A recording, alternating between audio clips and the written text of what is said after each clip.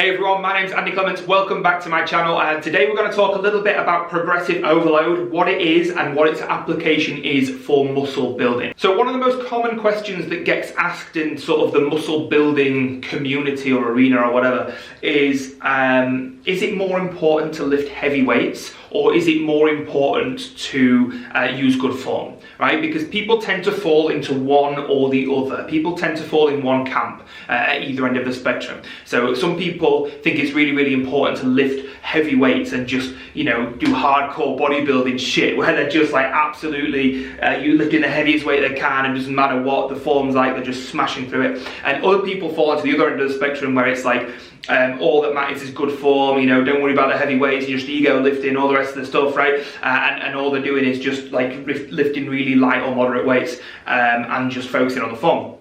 And neither one of these, I'm going to say, neither one of these are wrong.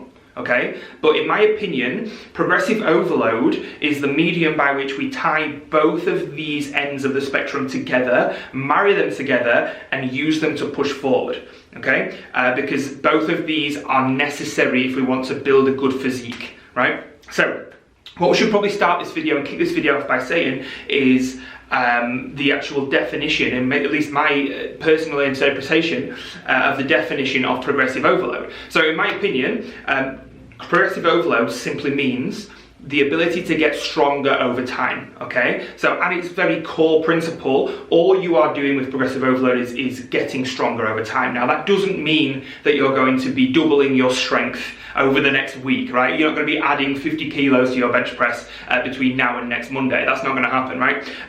But over the course of 6, 12 months, maybe a couple of years, you should see some substantial progress. It's just that progress will be sort of micro loaded session to session, you know, and it's not always going to be linear. Sometimes it'll be cyclical, but the general trend, if you are utilizing progressive overload, should be up. You should be getting stronger over time. So what we're going to do in this video is going to explain how that works and how you can implement it. So let's start with how it works. So first of all, the basic principle of how progressive overload works in order for you to build more muscle over time is simple. It's just applying a greater mechanical stress on the muscle than you used in the previous time you trained it.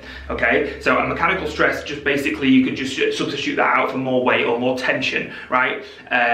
So basically what you're doing is you're putting more stress on the muscle to create a bigger stimulus for growth, right? Because if you remember what muscle building actually is, when we train, we just create a stimulus for our bodies to then adapt through our recovery, through our sleep and our diet and all the rest of the stuff that we do outside of the gym. We just create a stimulus inside the gym for us to be able to grow outside of the gym. So progressive overload is just that progressively bigger stimulus for us to be able to grow, right? Because when you first start training, if some of you guys are watching this as a beginner or something like that, then, you know, simply the act of going and picking up some weights is going to be enough of a stimulus for your body to respond because it's not used to any kind of stimulus, right? It's not used to having something challenging it. So the adaptive response is going to be to enlarge the muscles, enlarge the cells, right? And grow. But what happens after you've been training for a certain amount of time, you know, for a few weeks, a few months, maybe even a few years, is you start to produce a sort of a tolerance to that way of training that you started on, if that makes sense. So you get a sort of tolerance and the stimulus you were using before is no longer sufficient for you to be able to continue to grow at that level. So you need to start to increase the stimulus. You know, and alongside that, you need to increase your methods of recovery. So you need to make sure that you're sleeping as well as you can be, eating as well as you can be, you're controlling all your stresses outside. And we talk about all those on different videos on my channel as well, and you can check that out in the videos. But we're going to focus on progressive overload for now. So essentially the idea is we're just going to create a bigger stimulus either each time we go in the gym or, you know, over time progressively getting a bigger stimulus between now and a year from now, let's say, or 6 months from now. Because 6 months from now, if you're doing this method right, you should be able to handle a much bigger stimulus from the gym, able to handle more weight, able to handle you know, more stress on your body than you are today. because that's what progressive overload is all about. Now, there are 3 ways to utilize progressive overload in your training. The first way is obvious because we've referenced it already, and it's the first thing that everybody thinks of when they talk about progressive overload, and that is increasing your weight, increasing your strength in terms of how much weight you're actually able to lift on the bar, on the dumbbell, on the machine, or whatever it is, right? So, you know, an example of this might be, let's say, the bench press, just because it's the first one that comes to mind. If you're able to come in on, you know, week 1 and hit a bench press at 5 reps for 80 kg, you know, and you'll write that down in your logbook. And then you come back a week later on week 2, or if you're in a 2-week program on week 3, I guess, and hit that same bench press for 5 reps again, but at 85 kg or at 90 kg, whatever it might be. That represents an increase in strength, an obvious increase in strength, because you can physically see it on the bar. You know, you can externally see that, and you can see the bigger numbers in your logbook, right? So, you know, that's the first way of utilizing progressive overload, and that's the most traditional way. That's the way that everybody else does it, okay?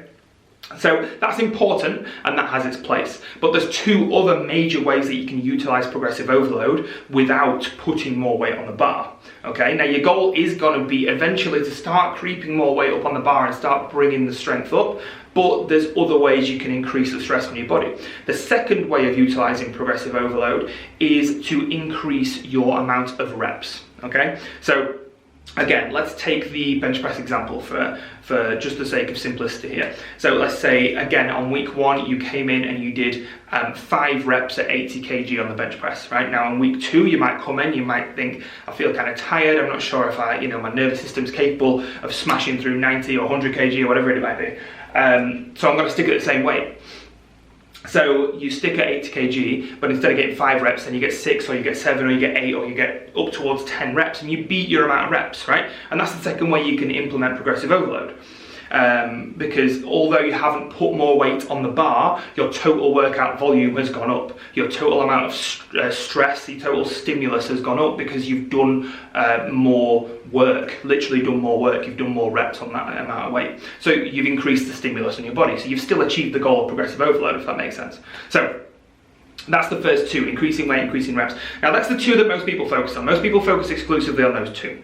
And that's fine, that's okay, that's still going to get you to a certain point. But if you really want to nail progressive overload to the point where you are really using it to build muscle, the third variable, the third way of utilizing this training methodology is key, in my opinion, and that is increasing form. And this is where we marry the 2 ends of the spectrum we spoke about at the start of the video together, okay? So your execution is just as much a part of your training as your weight is, and it's not more or less important. They're both equally important.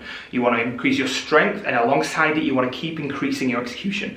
You want to keep improving the way that you perform movements, because the way that you perform movements literally is how you target your muscles on your body, right? You can come in, everybody knows you come in, you could just slam weight up and down on a bench press, again, just for the sake of simplicity, without actually using the muscles on your chest, okay?